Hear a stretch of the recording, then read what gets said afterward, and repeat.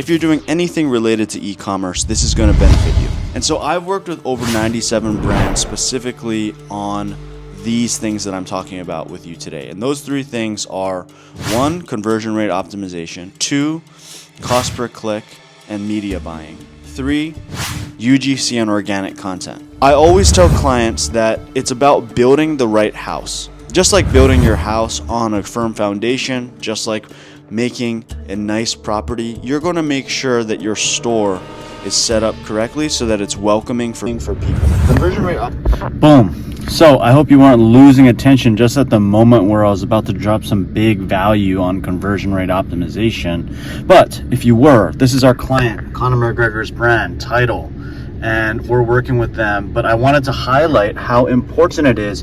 Look at how many different text styles and fonts there are just on the header banner. You conversion rate optimize one time, and just like Alex Hormozi said, it's like shooting your brand with steroids. And this is the basic framework that I'm using. We're driving the right framework and traffic, using the right callouts for our dream customer. We're creating a great, strong first impression. We're building trust by showing UGC and reviews. We're communicating the value and the benefits. We're making a simple experience. We're moving risk and urgency, and we're just promoting our product as is. But it's the second step that's going to be the most important, that you can't miss in order to scale past 100 orders a week. It's most important that you break down the break-even return on ad spend. Your return on ad spend basically means the money that you get after spending on ads. So, the beautiful world of paid advertisements. I'm going to break down basically our flow on meta ads and what we're doing right now. And so everything that we're doing is revolving around content, just like I said. And so content is all about scaling from something small to something large budget, smaller budget to larger budget, smaller set of creatives, less complicated to more complicated, and then slowly scaling that up. Now, use the funnel: attract, engage, convert, retain, scale. That's the framework, and that's the funnel. So you start with attract, right? Usually the content that's organic that you're posting on social media is going to get some attention. That's the attract part. You pull that, you get that to be engaging on a meta ad. So you're going to pull the social media from there that you posted organically, and then you're going to use it as a paid media ad, or you're going to change a little bit to it and re-script it for a conversion ad, meaning make it more salesy. And how you're going to do that is using our 10 ad strategy creative structure bank, meaning every creative that converts that we know about is either product demo, hero use, problem, agitate, solution, meaning I have this problem, I'm speaking to my ideal customer, and I'm going to agitate that problem, make you feel bad about that current situation, let you know that we can solve that problem, and then we're going to solve that problem for you on the video. A solution pitch, which is basically the same thing. A before and after, which is very compelling, great for UGC and reviews. Testimonial, lifestyle, meaning you're using it as you're living, as in a video. An offer, promotion, straight direct sales. FAQ, product bundle, or brand story. Those are going to be the ways that you sell online.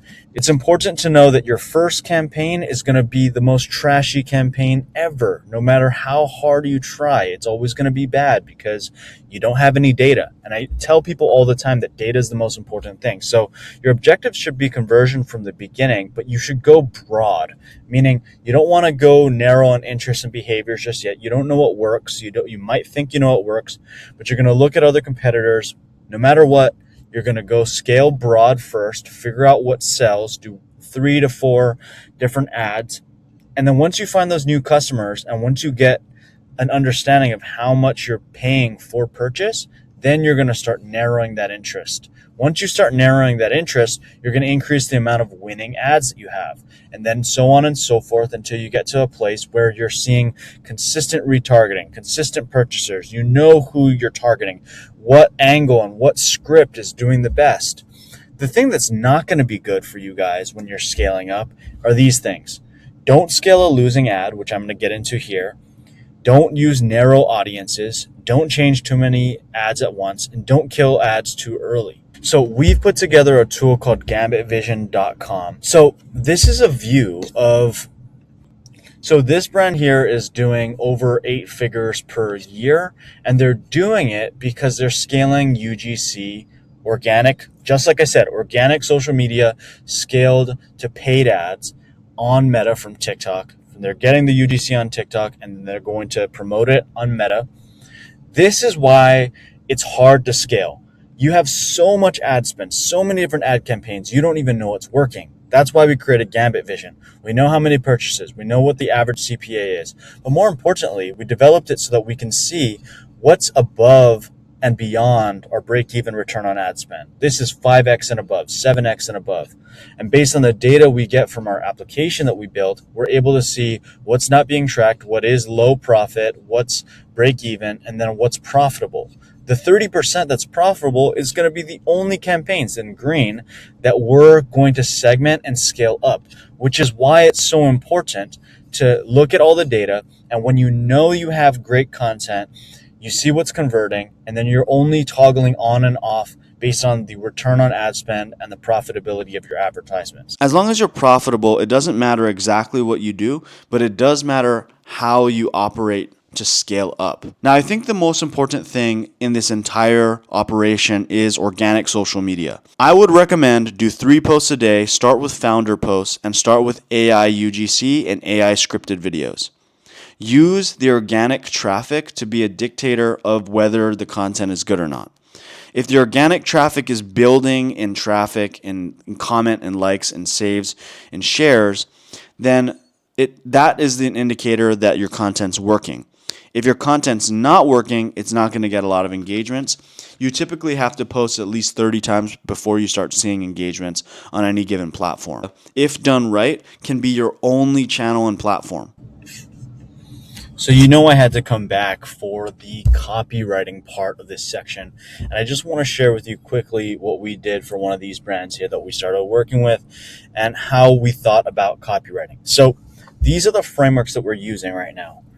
Problem, agitate, solution, fear, control, relief, and before, after visuals, which is not copywriting, but in the media and editing world of UGC, it is.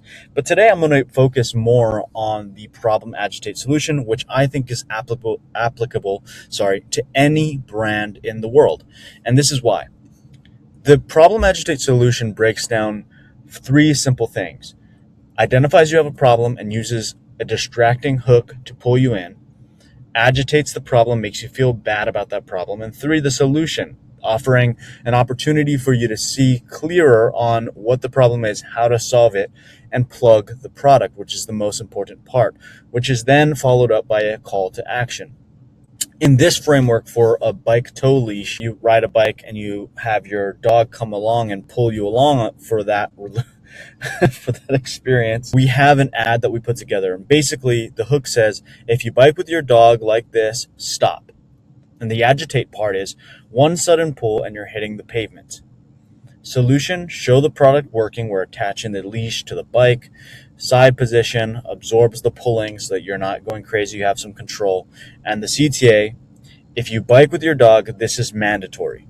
And so that framework itself is not a winning UGC creative, but more importantly, a user-generated content creator is going to be able to grab that framework and bring it into their own life. Meaning, hey, the other day I was stopped in the middle of traffic because my dog was pulling me in crazy directions and I didn't know what to do. And all of a sudden, I almost hit the pavement. The solution, now until I found this,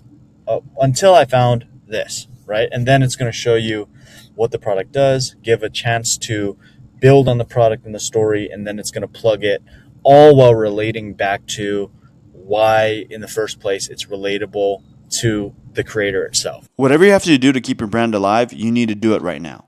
Because for the first 6 to 12 months, you're probably going to see diminishing returns, up and downs.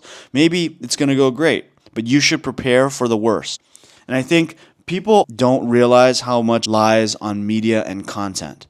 As long as you have great organic social media, great ad static, great communication, you're engaging on social media, talking to influencers, as long as you have great copywriting frameworks and a small team that knows how to update most of your marketing material, you're going to be able to scale.